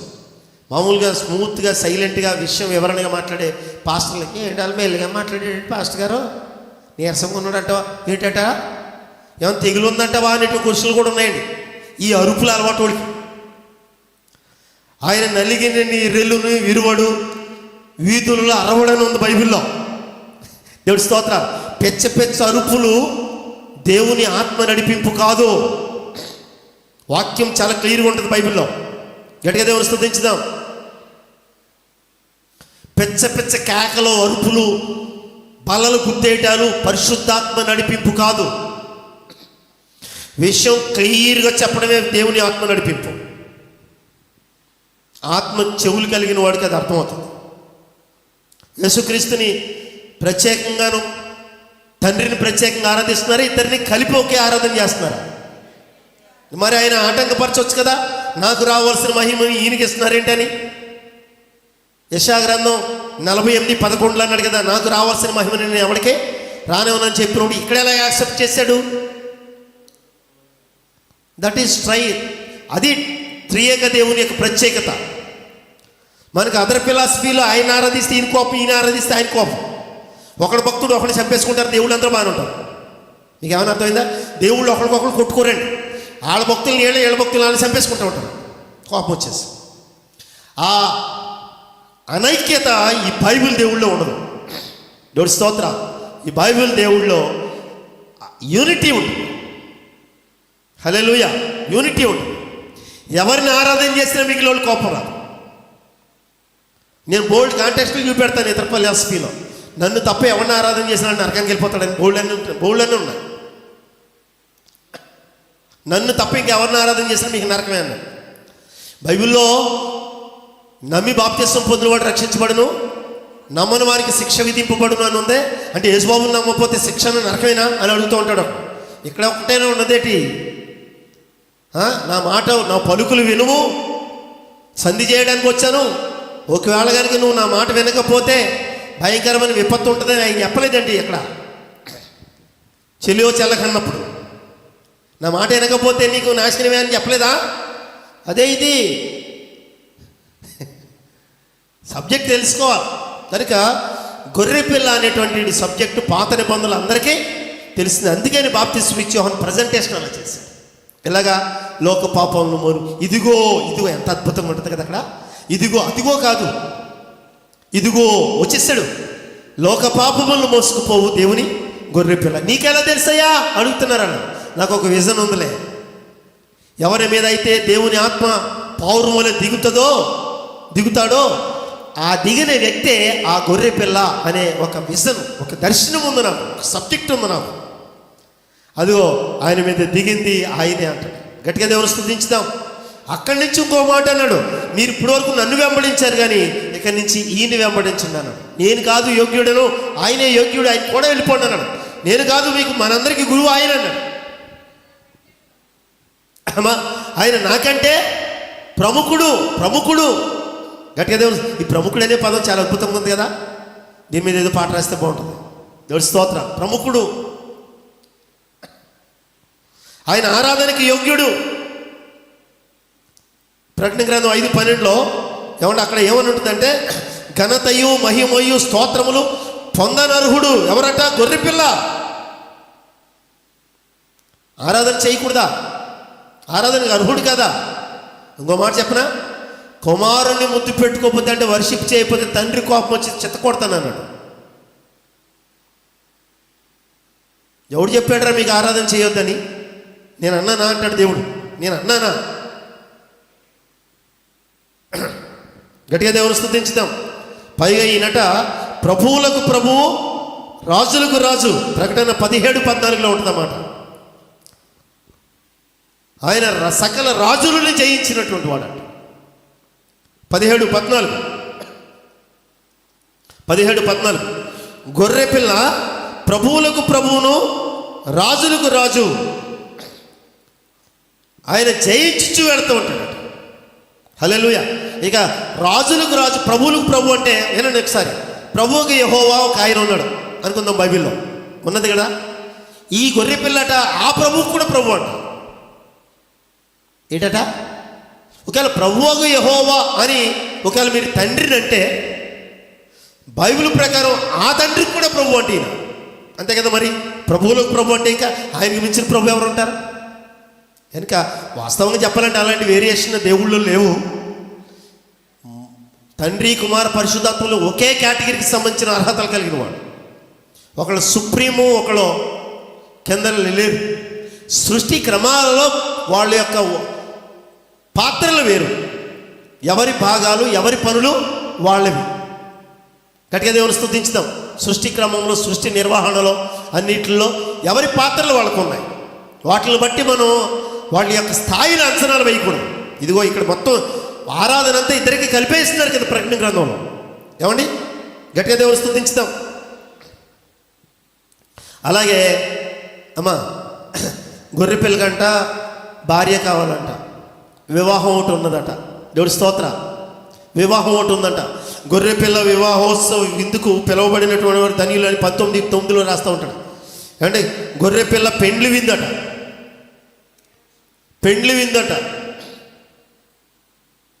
గట్టిగా దేవుని స్తుతించిన 9వ వచనంలో కూడా పిలువబడిన వారు ధనియులు అంట. అసలు ఆ పెండ్లి విందట. అసలు ఇప్పుడు వినండి జాగ్రత్తగా. గట్టిగా దేవుని స్తుతించుదాం. గొర్రెపిల్లకి భార్య కావాలట. ఒక వివాహం జరుగుతుందట. ఆ శారీరకమైనటువంటి బంధం కాదు అది. ఇప్పుడు ఆదాముకి భార్య ఎక్కడి నుంచి చేస్తాడు చెప్పాలి మీరు నాకు. కొంచెం గట్టిగా చెప్పండి, మీ పక్కటెవులో నుంచి రాని ఉండదు అమ్మా. ఆదాము నుంచి అంటే ఏమేమి పెట్టి చేశాడు? ఒక విధంగా చెప్పాలంటే మాంసం, నా ఎముకలలో ఎముకని మాంసం తీసినప్పుడు వాటితో పాటు ఏమొస్తాయి? రక్తం కూడా రావాలిగా, రాదంటారా? రక్తమేమైనా గట్టిగా పిండిస్తాడంటారు దేవుడు, అంతే కదా. ఎముకలలో ఎముక, మాంసంలో మాంసం అని అది తీశాడు. ఆదాముకి భార్యని ఆదాము శరీరం నుంచి క్రియేట్ చేశాడు. బైబిల్ గ్రంథంలో యేసుక్రీస్తుకి కడపటి ఆదాము అని పేరు. మీకు లైట్ అయిపోయి ఉండాలి పాట. ఎంతమందికి లైట్ అయింది? భార్య లైట్. ఓకే, మీరందరూ చాలా బ్రిలియంట్స్. ఆదాముకి భార్య ఆదాము శరీరం నుంచి క్రియేట్ చేశాడు. ఈ కడపటి ఆదాముకి భార్యని తన శరీరం రక్తం తీసుకుని ఎవరైతే ఉన్నారో వాళ్ళ నుంచి భార్య క్రియేట్ చేస్తాడు. హల్లెలూయా. అక్కడ దేవుడు అవ్వని సృజించి ఆదాము దగ్గరికి తీసుకెళ్ళాడు. ఇక్కడ భూలోకంలో ఈ కడపటి ఆదాముకి కడపటి అవ్వను సృజించి ఇక్కడి నుంచి మధ్యాకాశానికి తీసుకెళ్ళిపోతున్నాడు ఎలియాజర్ లాంటి పరిశుద్ధాత్ముడు. అక్కడ వివాహం జరగబోతుంది. హల్లెలూయా. గట్టిగా దేవుని స్తుతించుదాం. అది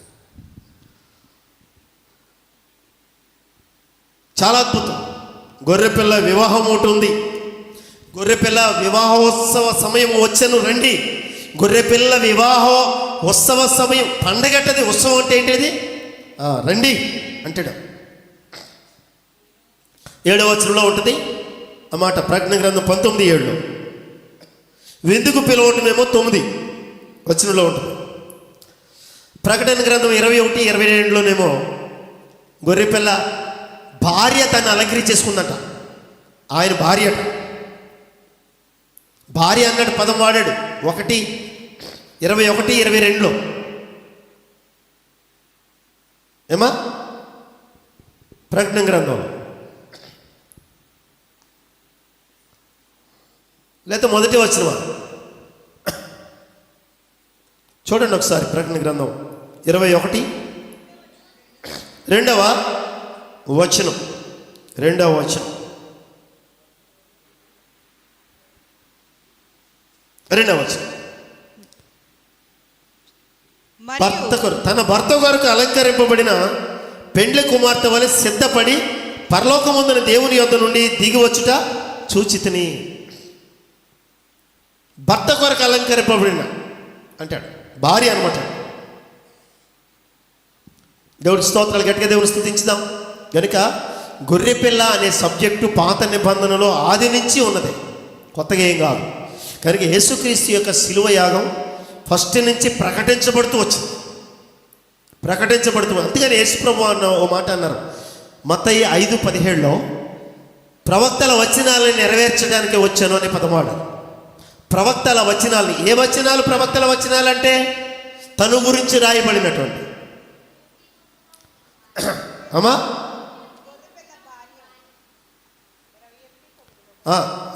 యేసుక్రీస్తు గురించి ఏ విషయాలైతే వ్రాసారో ప్రవక్తలు, వాటిని నెరవేర్చడానికి నేను వచ్చానని యేసుప్రభు చెప్పారు. తన్ను గురించి రాయబడినటువంటి విషయాలు. దేవుడి స్తోత్రం. కుమారుని ద్వారా నిశ్చయం ఇవ్వడానికి దేవుడు సంకల్పించిన అనాది సంకల్పం అది. అనాది సంకల్పం ప్రియులరా.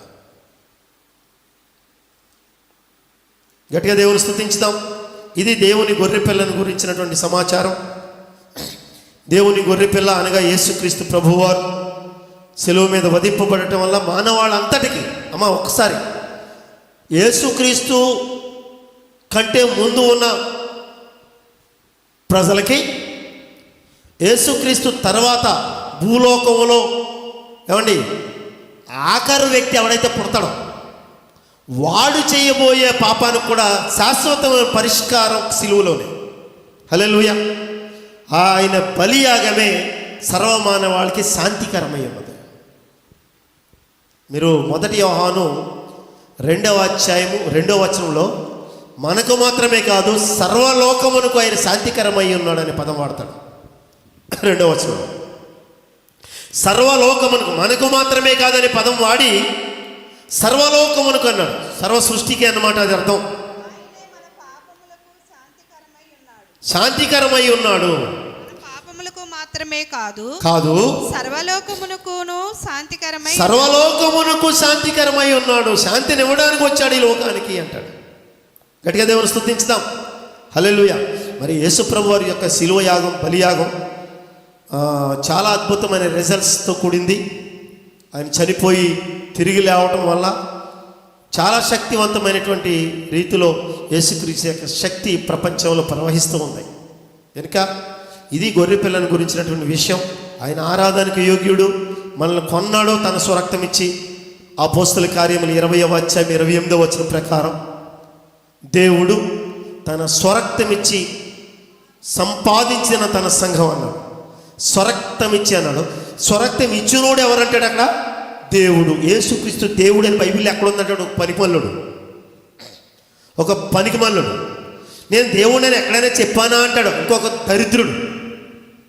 వీళ్ళందరూ దరిద్రులు, పనికిమల్లోళ్ళే. బైబిల్ చదివి ఆడమండి. తెలియకపోతే గ్రంథ ప్రజలను అడిగి తెలుసుకోండి. అని మీ గ్రంథంలోనే రాస్తుంది కదా, ఖురాన్లో రాస్తుంది.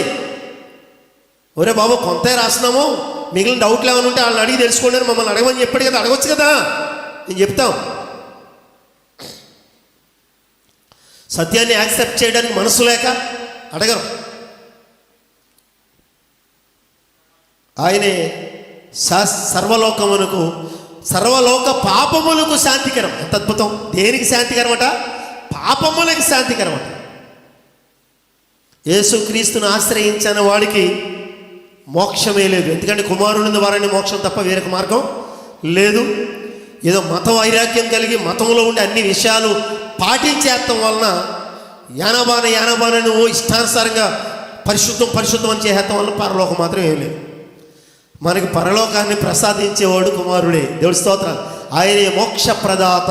మరోసారి చెప్పండి అన్నమాట. మోక్ష ప్రదాత కుమారుడు తప్ప గ్రంథంగా.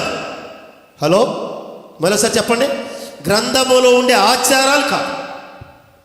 ఒక వ్యక్తి, ఆయనే దేవుని కుమారుడు, లోక పాపలు మోసుకుపోవు దేవుని గొర్రెపిల్ల అని కూడా మనవి చేస్తూ, ఇది యాక్సెప్ట్ చేయటం తప్పదో, ప్రపంచానికి వేరొక దిక్కు లేదని కూడా మనవి చేస్తూ ఈ మాటలు ముగిస్తున్నాను. దేవుడి మాటలు దీవించి అనేక మంది ఈ వాక్యాన్ని అంగీకరించి యేసు ప్రభు అనే వారధి దగ్గరికి, లేకపోతే ఆ వంతెన దగ్గరికి, ఆ నిత్యం దగ్గరికి వచ్చి అగ్నిగుండాన్ని దాటి నిత్య జీవంలోకి అడుగు పెడుదురుగాక. God bless. ఆ మాట కూడా బైబిల్లో ఉంటుందండి. ఆ మాట కూడా యోహాను సువార్త 5:24లో ఆ మాట రాసి ఉంటుందండి. తీర్పులోనికి రాక, యేసుక్రీస్తు దగ్గరికి వచ్చినాడట. తీర్పులోనికి రాక జీవములోనికి, మరణములో నుండి జీవములోనికి దాటేస్తాడట. జీవములోనికి అంటే నిత్య జీవములోకి మనం దాటించి నరకములోనికి వెళ్లకుండా దాటించేవాడు అంటే యేసుక్రీస్తు. చాలా క్లియర్గా ఉంటుంది అన్నమాట. హల్లెలూయా. ఎవరి దగ్గరికి వచ్చినాడు? యేసుక్రీస్తు దగ్గరికి వచ్చి ఈ మాటలను యాక్సెప్ట్ చేసి ఆయన సాక్రిఫైస్, ఆ బలియాగాన్ని ఎవడైతే స్వీకరిస్తాడో, ఆయన రక్తములో చెప్పాలి, ఆయన శరీరములో ఎవడైతే పాలిభాగస్తుడో విశ్వాసముతోటి వాడికి తీర్పు లేదు. గట్టిగా వస్తుంది. There is no judgement. Hallelujah. పాపులకు ఉండే జడ్జిమెంట్ లేదు. మరోసారి చెప్పండి మాట. న్యాయసింహాసనపు తీర్పు కాదు, ధవళ సింహాసనపు తీర్పు చెప్తున్నాను. కొంతమంది విజ్ఞులు, పాపం ప్రబుద్ధులు న్యాయసింహాసనపు తీర్పు దగ్గర వచ్చి వాళ్ళు అంటారు ఇక్కడ ప్రతివాడును, మనమందరము క్రీస్తు న్యాయపీఠం మీద నిలవబడవలసిందని పౌలు చెప్పాడు కదండి, మీరు లేదంటారేంటండి. న్యాయసింహాసనం తీర్పు ఉంది నాన్న, కానీ అది శిక్షకు సంబంధించింది కాదు నాయన. ధవళ సింహాసనం తీర్పు ఉందే ఎక్కడ? ప్రకటన గ్రంథం 20లో 11 నుంచి. ఆ తీర్పు మనకు ఉండదు. అది తీర్పులోనికి రాక మరణములో నుండి జీవములోనికి దాటి ఉన్నాడంటే ఆ తీర్పు చెప్పాడని అర్థం చేసుకోవాలి మా ప్రియమైనటువంటి తీర్పరులారా. అంతే, బైబిల్ని మనకి ఇష్టం వచ్చినట్టుగా మలుచుకోకూడదు. అదేం చెప్తుందా వినా అని కూడా మనసు. పరిశుద్ధులకు, క్రీస్తు రక్తంలో కడగబడిన వాళ్ళకి, పాపులకు ఉండే తీర్పు గట్టిగా చెప్పాలి. మీరు నాకు ఎంత ఆనందమో చప్పలు కొట్టేసుకోవాలి ఇప్పుడు అనమాట. హల్లెలూయా. శిక్ష తీర్పు నాకు లేదు. బెర్కమన్స్ గారు పాట రాస్తూ ఉంటాడు కదా, దాంట్లో శిక్ష తీర్పు. క్రీస్తు యేసునందున్న వారికి ఏ శిక్ష విధియు లేదు. అదే పాయింట్. క్రీస్తులో లేకపోతే బడిది పూజికాయ. దాని మీద కూడా పాట రాసుకోవచ్చు జాగ్రత్తగా అని కూడా మనం చేస్తూ ఈ మాటలు ముగిస్తున్నాను. దేవుడి మాటలు సకల శాస్త్ర మర్మం ఇది. ఏమండి, అపుత్రస్య గతిర్నాస్తి అని మన పూర్వీకులు చెప్పారు మనకు. అందుకనే కదా కుమారుడు తలకోరు పెడుతున్నాడు ఇక్కడ. అంటే పుత్రుడి ద్వారానే. ఈ పుత్రుడు కాదు, వీడు తాగేసి పడిపోతున్నాడు. వీళ్ళు నిలువెల్ల పాపివే. ఈ పాపి అయిన వాడు మనకి మోక్షాన్ని ప్రసాదం ఎలా చేస్తాడు? ఎవరిని గురించినటువంటి సూక్తి అది? దైవ కుమారుడు, బ్రహ్మదేవుని పుత్రుడు, బ్రహ్మ యొక్క కుమారుడు. ఓం బ్రహ్మపుత్రాయ నమః అనేటువంటి ఆ కన్యసుతాయ నమః అని పలుకుతామే. ఓం పంచగాయాయ నమః అని పలుకుతామే. ఆయన గురించి రాయబడింది అని కూడా మనవి చేస్తూ ఈ మాటలు ముగిస్తూ ఉన్నాను. సత్యాన్వేషులు, సత్యాన్ని అంగీకరించేవారు ఈ మాటను అంగీకరించినట్లుగా పరిశుద్ధాత్ముడు వారిలో క్రియ చేసి రక్షణ కలిగించునుగాక. ఆమేన్. ప్రార్థన చేసుకుందాం. పరిశుద్ధుడు అయిన మా ప్రియ పరలోకపు తండ్రి, నీకు వందనాలు ప్రభువా. ఈ రాత్రి గొర్రె పిల్లలకి సంబంధించిన జగదుత్పత్తి మొదలుకొని ఉన్న సమాచారం, విశ్వాసం, దాని ముగింపు, ఆ వధింపబడిన గొర్రెపిల్ల యొక్క ప్రతిఫలం ఏంటి ప్రజలకి అనే విషయ వివరణలంతా మాకు ఇచ్చినందుకు, గొర్రెపిల్ల ఆరాధనకి, స్తోత్రములకు, ఘనతకి, మహిమకి అర్హుడని ఈ లేఖనాల్లోంచి మాకు వివరించినందుకు వందనాలు. ఈ వాక్యము నమ్మదగినది, నీ పూర్ణ అంగీకారమునకు యోగ్యమై ఉన్నదని మేము గ్రహించి, రక్షకుడు అయిన నిన్ను ప్రభువా దేవునిగా స్వీకరించి నిన్ను ఆరాధించడానికి కృప దయచేయండి. నీ రక్షణలోనికి ప్రజలు అనేక మంది రావడానికి, కృప ద్వారా రక్షణలోనికి రావడానికి కృప దయచేయండి. మహిమ పొందుమని నాయన. మతములన్నీ సారాంశం. ఒకవేళ ఇవన్నీ నదులైతే సముద్రములు ఎలా కలుస్తున్నాయో, అన్ని మతాలు నదులైతే అవన్నీ క్రీస్తు అయిన నీలోనికి వచ్చి కలవాల్సిందే. నీవే సాగరుడివి, ప్రేమ సాగరుడివి, మోక్ష ప్రదాతవి. నీలో ఉన్నటువంటి ఆ ప్రేమ సాగరం, ఆ కృపాసాగరంలో మేము కలుసుకొని ప్రభా, మేము మా పాప పంకిలమైనటువంటి సమస్తమైన పాపాలన్నీ కూడా నీ రక్తములో ఉతుక్కొని కడుక్కొని పరిశుద్ధులం అవ్వడానికి కృప దయచేయమని మంచి దేవుడైన యేసు నామములో ప్రార్థన చేసి అడుగుచున్నాం పరమ తండ్రి. ఆమేన్. తండ్రి అయిన దేవుని ప్రేమ, కుమారుడైన యేసు ప్రభు వారి కృప, పరిశుద్ధాత్మని యొక్క నిత్య సన్నిధి, ఆయన సమాధానం కూడి ఉన్న మనకును భూలోకంలోని పరిశుద్ధులకును ఈ మీడియా ద్వారా ఈ మెసేజ్ ఎంతమంది అయితే విని యేసుని రక్షకుడిగా స్వీకరిస్తున్నారో వారందరితో దేవుని యొక్క కాపుదల కృప తోడయుండి వారందరికీ గొప్ప రక్షణను ప్రసాదించునుగాక.